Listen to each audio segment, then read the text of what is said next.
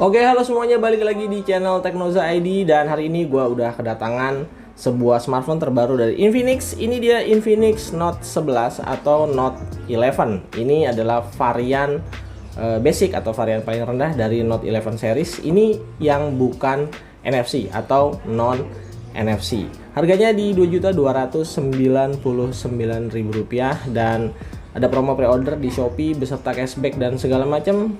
Gue tebus ini cuma 2 juta pas termasuk ongkos kirim. Jadi ya ini dia tampilannya. Ini adalah smartphone penutup tahun Infinix di 2021 tapi masih oke banget buat start di awal tahun 2022. Tampilan boxnya kayak gini. Sekarang Infinix lebih kelihatan identitasnya, warnanya ciri khasnya hijau untuk Note 11 dan lebih suka daripada versi box-box yang collapse kayak Mobile Legends atau PUBG Mobile. Terlalu rame, ini lebih kelihatan elegan. Oke, tampilannya kurang lebih kayak gini, hijau, dan yang paling menarik tentu aja ini yang dicari-cari. Akhirnya Infinix pakai layar AMOLED dan ini udah Full HD+, bukan HD+ seperti kebanyakan smartphone Infinix pada umumnya. Meskipun untuk ukuran layarnya masih terbilang cukup gede, 6,7 inci. Oke, highlight beberapa speknya bisa teman-teman lihat di sisi sebelah kanan ini. Tapi secara garis besar yang menarik adalah dia pakai MediaTek Helio G88 12 nanometer. Untuk varian basicnya ini RAM 4GB, storage 64GB. Jadi ini basic banget untuk entry level. Baterainya 5000 mAh, 33 watt quick charge, dan ini pakai kamera 50 megapiksel. Cukup menarik. Oke, langsung aja kita unboxing si Infinix Note 11 ini. Oke, ini dia. Ya, kembali 3 selling point penting dari Note 11. Nanti kita kesampingin dulu smartphone-nya.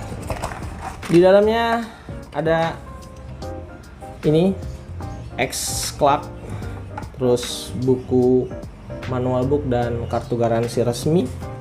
Terus kita dapat ini, ciri khas Infinix adalah screen guardnya plastik dan harus dipasang sendiri. Kenapa sih nggak dipasang sekalian gitu ya? Tapi oke, masih dapat. Terus kita dapat, wih keren loh. Ini soft case-nya keren sih. Ini soft case, ada tulisan gradasi now gitu, dan asli sih ini nggak murahan. Ini dibikin dengan niat. Ya, ada teksturnya gitu. Nanti kita kesampingin. Terus port charger USB Type-C tentunya. Terus charger 33 watt. Nah, ini keren banget. iPhone 2 juta lebih sedikit aja udah pakai charger 33 watt, dan terakhir ada SIM injector. Oke, nggak dapat earphone ya. Oke, langsung aja saya rapiin dulu, nanti kita mulai proses instalasi startup smartphone-nya. Oke, jadi ini dia Infinix Note 11 atau Note 11. Saya udah selesai setup konfigurasi supaya bisa langsung dipakai. Kita langsung fokus aja ke bagian desain body back covernya. Untuk back covernya bisa dilihat nih, harga 2 juta lebih sedikit tuh kayak gini. Ini keren banget loh. Infinix gokil sih, fokus banget untuk bikin smartphone murah dengan looks yang kelihatan premium. Tinggal tulisan Infinix-nya hilang, bisa disangka smartphone lain. Untuk materialnya memang ya nggak bisa yang bagus-bagus banget. Ini plastik polikarbonat di backdoor dan juga frame bezel. Tapi yang saya lihat ini sih finishingnya oke dan nggak ringkih sih. Ini bener-bener dibuat dengan QC yang sangat bagus.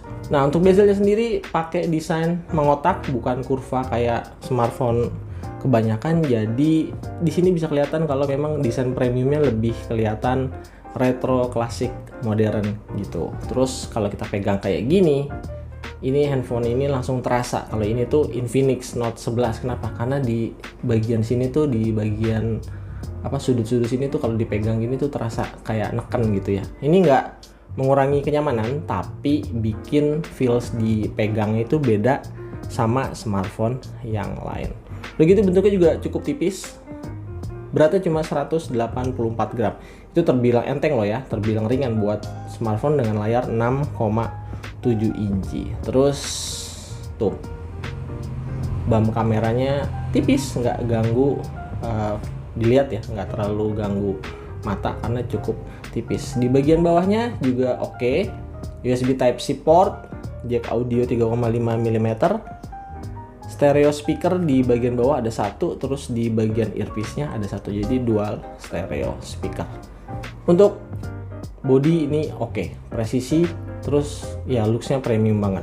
Kamera belakangnya juga kayak flagship gitulah, kayak Mi 10T series yang harganya 5 juta, terus Vivo X70 Pro juga yang harganya hampir belasan juta, mirip-mirip kayak gini. Kayaknya tren kamera belakang kayak gini bakal lanjut di 2022 ini.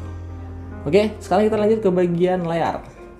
Untuk layarnya ini AMOLED Full HD Plus 6,7 inci, dan karena AMOLED tentu aja dia punya yang namanya always on display. Kelihatan nggak?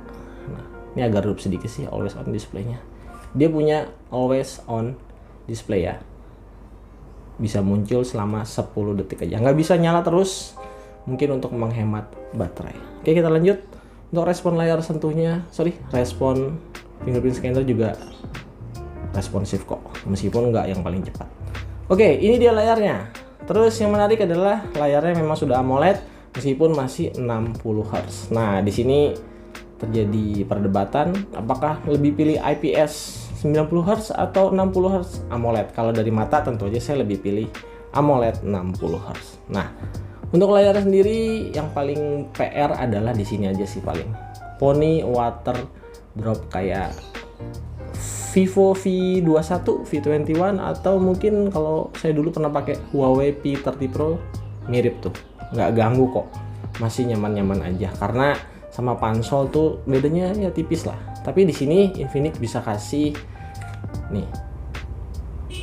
bezel yang ini tipis loh. Dengan harga 2 juta bezelnya tuh termasuk tipis. Meskipun layarnya sendiri AMOLED-nya memang kalau warna AMOLED kan warnanya memang terang ya, tapi brightness peak-nya pasti beda. Saya punya Realme GT Master Edition. Nah, di sini brightness peak-nya yang membedakan. Kalau warna sih sama-sama keluar ya, tapi brightness peak kecerahannya itu memang layar AMOLED yang harganya lebih mahal pasti bedanya di situ. Jadi brightness peak-nya memang jauh lebih tinggi. Udah gitu Infinix ini kan layarnya lebih tinggi 6,7, jadi kelihatan agak sedikit ya nggak seterang Realme GT Master Edition yang 6,5 inci plus dia punya brightness peak di 1100 nits. Tapi ini oke loh, kalian tinggal atur aja pakai wallpaper. Jadi wallpaper ini pengaruh nih. Wallpaper itu pengaruh banget. Pemilihan wallpaper sangat berpengaruh sama layar. Jadi kelihatan lebih terang gitu ya kalau pemilihan wallpapernya tuh bagus. Kayak gini tuh kan lebih genjreng ya, lebih kelihatan dan ya mendekati sama Realme GT Master Edition lah. Tuh warnanya kan sama-sama keluar kan. Ya bedanya cuma di brightness peak aja. Itu pun yang matanya awas. Kalau matanya nggak awas, kalau dari jauh sih ya mirip-mirip lah. Oke, kita lanjut ke sistem operasinya. Jadi saya udah melakukan beberapa screenshot.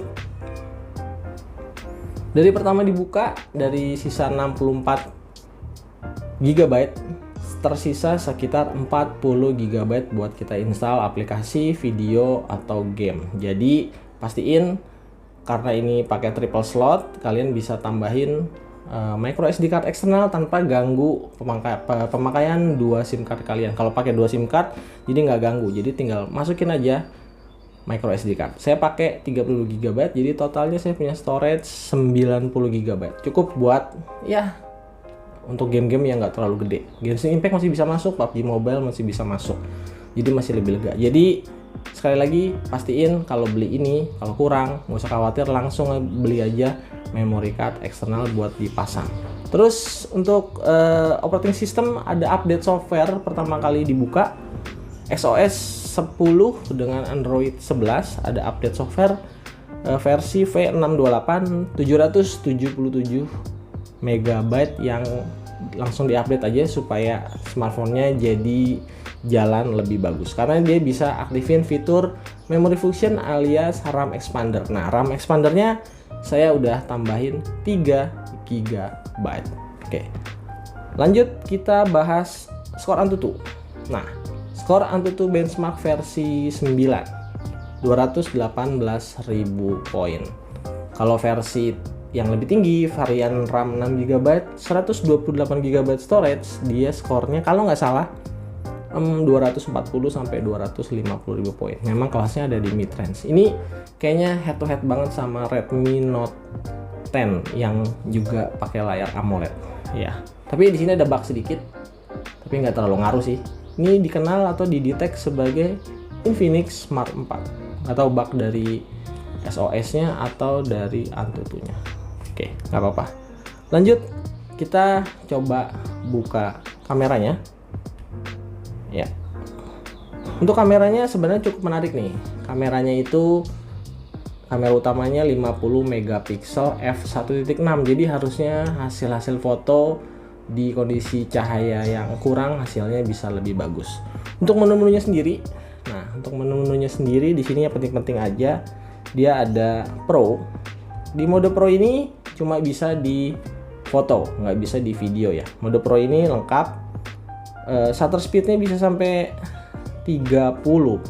Terus autofocusnya bisa diatur, autofocus continuous, autofocus single, dan manual fokus dia bisa kita atur ya. Terus metering exposure juga bisa. Jadi sebenarnya kalau untuk mode Pro nya cukup lengkap, tapi nggak bisa kita pakai di video. Terus lanjut lagi, ini ada mode 50 megapikselnya. Oke, terus untuk videonya Infinix selalu kasih sesuatu yang oke sih. Videonya tuh bisa sampai 2K. Kamera depan dan kamera belakang itu bisa 2K tuh. Kamera depan, kamera belakang dia bisa 2K. Cuma dia belum bisa 60 fps. Nanti saya kasih slide beberapa hasil fotonya setelah software update yang 777 MB tadi. Oke.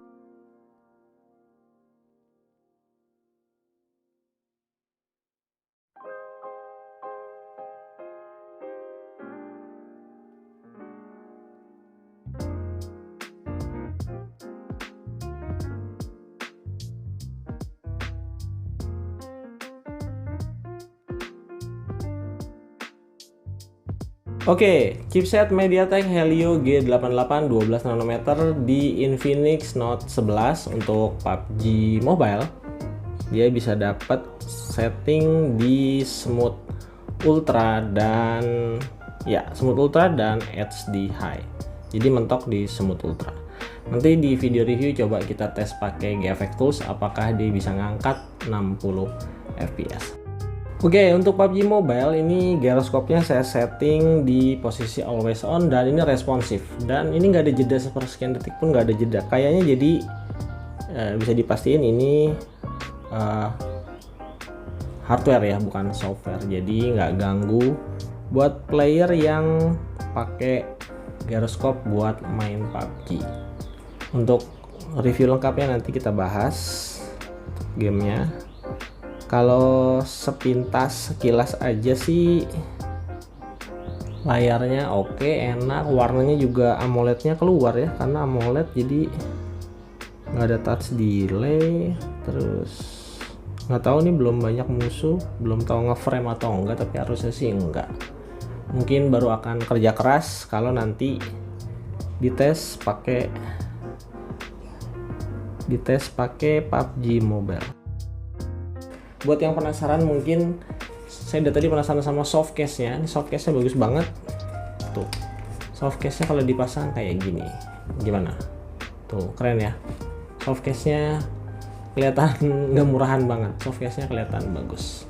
Oke, mungkin sampai di sini dulu aja video unboxing dan sedikit hands-on dari Infinix Note 11 versi paling bawah atau versi non NFC. Buat teman-teman yang mungkin ada mau tanya, silakan tulis di kolom komentar di bawah, nanti kita diskusi. Boleh juga mampir ke Instagram mungkin yang mau nanya-nanya atau sekedar silaturahmi. Oke, sekian dulu video kali ini. Teknoza ID dan Stepian pamit. Jangan lupa subscribe. Bye.